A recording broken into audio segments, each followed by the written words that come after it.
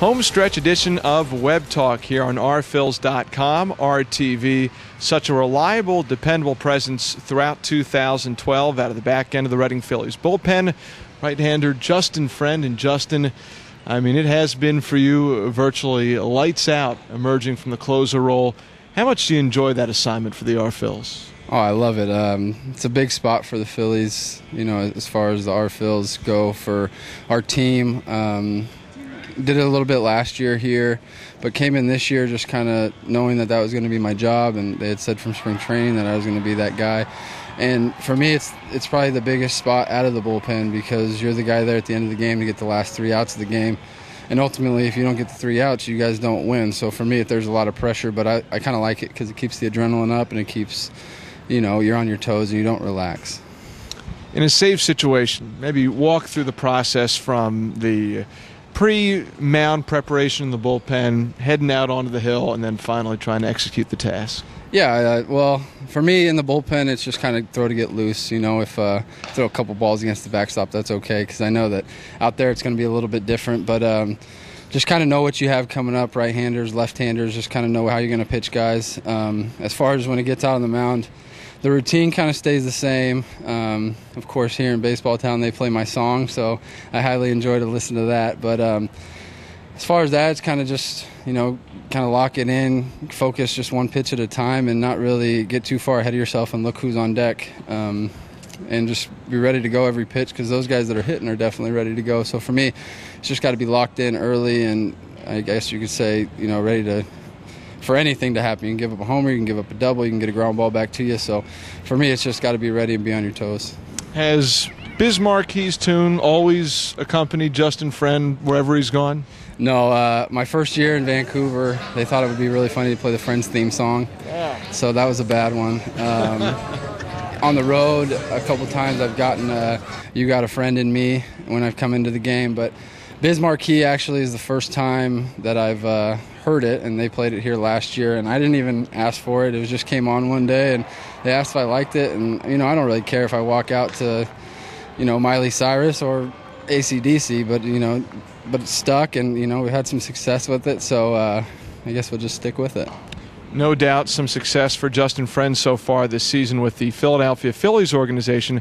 Also had the chance to pitch at the AAA level. It was about a month-long stint, end of June through July. How much do you think that benefited your development? I think it helped a lot. You know, for me, getting an opportunity to go up there, you know, I had a couple opportunities to pitch late in the game, get a couple wins. Also had a loss there. But just being again around those guys, you know, the older group of guys, the veteran guys that have 3 or 4 years in the big leagues, facing those types of hitters, you know, if you make a mistake, they usually make you pay for the mistake. You might get away with it here, or obviously you get away with it at the lower levels, but, you know, you get behind in counts and you have to throw strikes. Those guys are definitely locked in and ready to, you know, swing the bat. So for me, that was the biggest adjustment, was from going here to there, was you just can't get behind 1-0, 2-0, because then you got to throw them something they can hit, and they're going to make you pay. Your poise, composure out on the mound throughout the season in high-pressure situations really stood out as being a big factor for the Reading Phillies' success so far. And you've talked a couple times about what it meant to pitch Caribbean ball over the winter in Venezuela. How did the atmosphere, the environment there prepare you for the high-pressure, high-stakes situations you found yourself in this year? Well, I go back to it all the time. The first game I got an opportunity to close in, we were playing the rival team, Caracas, which had guys like Carlos Rivero on it, Asdrubal Cabrera, just guys that have been in the big leagues and guys that have been around. And there was 32,000 people there. So I'm sitting there, this kid that just came out of AA, getting a first opportunity to close against the rival team. And I just took a step back and was like, what am I doing here? You know, there's 32,000 people here. I don't know what I'm doing. They're yelling at me in Spanish. I don't really understand. So, you know, I didn't really care. But, you know, just those situations, and it's only a 65-game season, so every game's a must-win. And you got to go out there and be successful because those are all new teammates. They haven't seen you before, and those guys live for that stuff. You know, that's their season. A lot of those guys that play independent ball or play in Mexico, they love to play at home in front of their friends and family, and it's kind of the same thing here. You don't want to let people down. So for me, every pitch mattered and every situation mattered, whether it was I was pitching the 7th, 8th inning or I was pitching the 9th inning. It was just everybody was so bought in to the concept of winning that I just loved it. So you're a Northern California kid, and then you find yourself in Caracas. What was adjusting to the lifestyle like down there? It was definitely nerve-wracking. Luckily, I went down, and I had a guy that I played high school baseball with was on the team, Barry Enright, and then Les Walren, a former RFL, was also down there at the time. And Jorge Valandia, who is now one of our fielding or roving coordinators, is the GM. So I kind of knew some people going down there.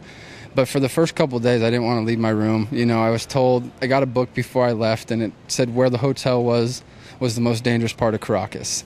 And so I was nervous. I was so scared to go out there and go get, acclimated, I guess, with the lifestyle, that I would just order room service and get on the bus, go to the field, and get back and go back to bed. So for me, after about a week or two, I started to get used to the people and started really taking in the culture, eating out of the hotel and things like that.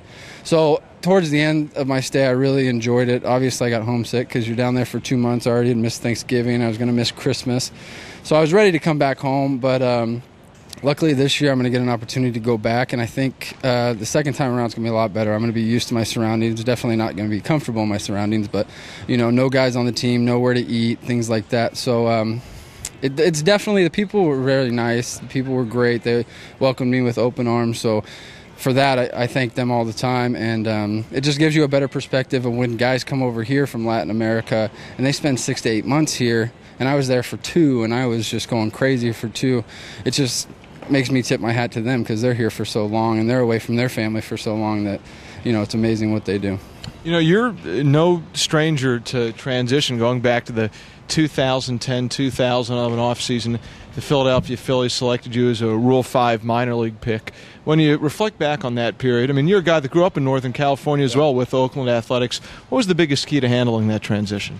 I think it was just the hardest thing was leaving people that you knew. You come up, my first stint at pro ball was with Oakland, and so I kind of grew with those individuals and those guys, and till this day, we still keep contact. I was in a couple buddies' weddings this off season, and so the hardest thing is just leaving those people and leaving the only thing that you know about pro ball behind. But also you have to be ready to welcome everybody in the Phillies organization because they obviously wanted you. They went out and got you. They picked you. So it gave you another sense of, I guess, hope, or another jolt of confidence that another team wanted you in their organization. They wanted you to develop with them, and they wanted you to, obviously, the ultimate goal is to get to the big leagues. So for somebody to show that kind of, I guess, confidence in you was definitely great for me, and it definitely, I can say, that helped me a lot because 2010 was a long, hard season for me. I had some success, went to the Arizona Fall League, had success, and was really pitching well, then had an elbow injury, and after that the year was kind of, downhill, didn't really know what was going to happen. And then to get that call from Steve Novarita, early for me on a weekday, it was nice because, I didn't really know what was going to happen with Oakland, didn't really know what the future held with them. So to come here and get this opportunity, I was excited. Lastly, would the 20-save milestone mean a lot to you at the AA level? Yeah, definitely. Coming into last year, I think I maybe only had a handful of saves. And, having 20 saves here in AA where, hitters are really good and, there's guys obviously in this bullpen that have really good stuff. And to get an opportunity to have 20 saves and hopefully 25 if we get here on a roll and we start winning some games would definitely be a confidence booster for me. Justin Friend, key component to the Reading Phillies bullpen, synonymous with Biz Marquee now. Can't have one without the other. Justin, congrats on the year. Thanks. Thank you. A couple more installments of Web Talk here on RTV throughout the final few weeks of the season, only on ReadingPhillies.com.